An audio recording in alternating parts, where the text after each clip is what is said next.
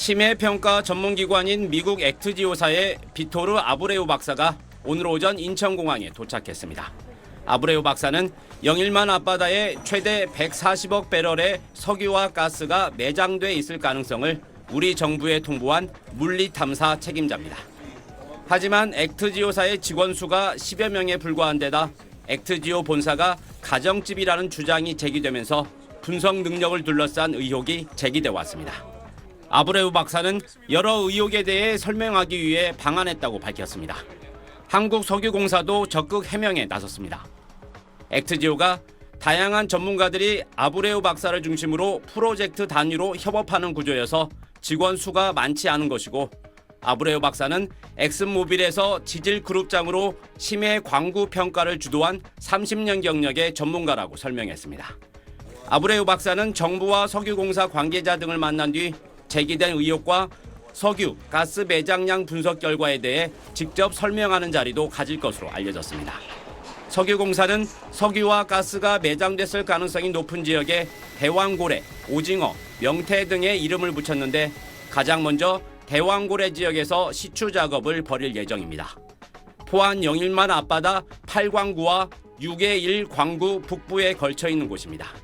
이를 위해 노르웨이 유전개발업체 시드릴과 시추선 계약을 마친 상태입니다. 오는 12월 19일부터 40일간 4,776만 달러, 우리 돈 650억 원의 시추선을 사용한다는 내용입니다. 시추선은 12월 10일쯤 부산항에 입항할 예정입니다. SBS 김수혁입니다. 노르웨이 유전개발업체 시드릴의 시추선 웨스트 카펠라입니다. 삼성중공업이 지난 2008년 건조한 배인데 최대 시추 깊이는 1000m 이상입니다. 한국석유공사는 한 달 전 시드릴과 오는 12월부터 40일 동안 3,200만 달러, 약 440억 원의 웨스트 카펠라를 사용하는 계약을 맺었습니다.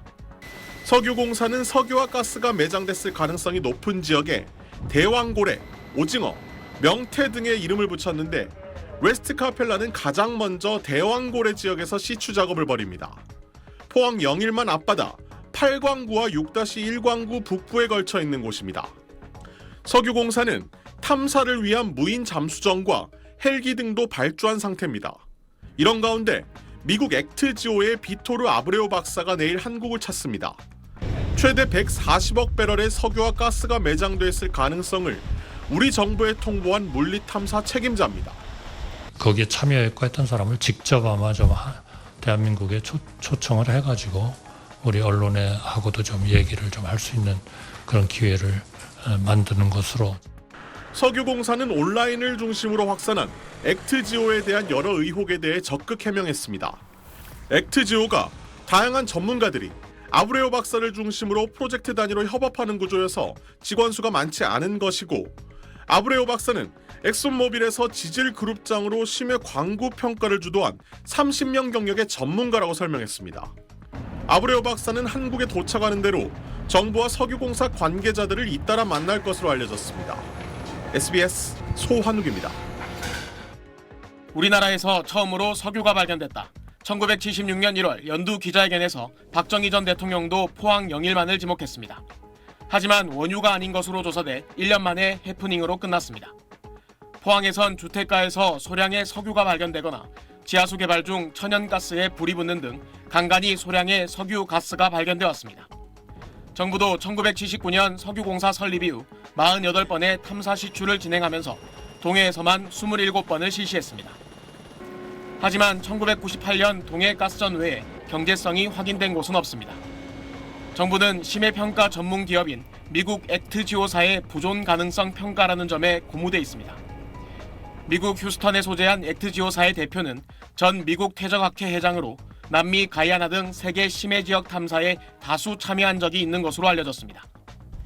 다만 실제 물리탐사 수행은 석유공사가 했고, 액트지오사는 석유공사의 분석 방법론에 동의한 것으로 석유가스의 부존 확인을 위해선 반드시 시추가 필요하다고 설명한 것으로 전해졌습니다.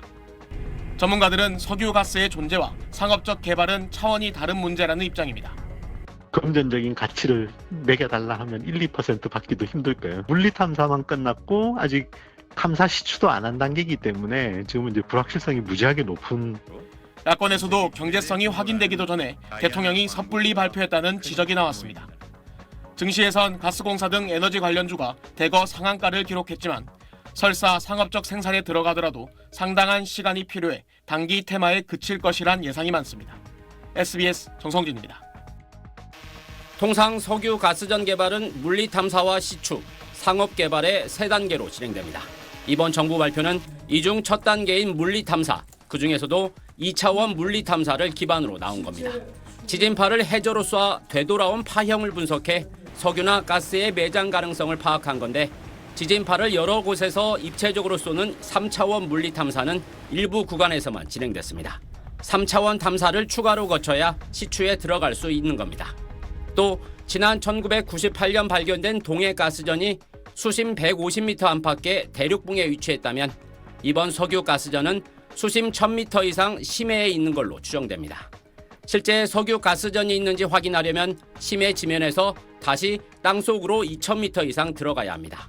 수압과 조류가 심해 개발이 더 어렵고 비용도 많이 들 수밖에 없습니다.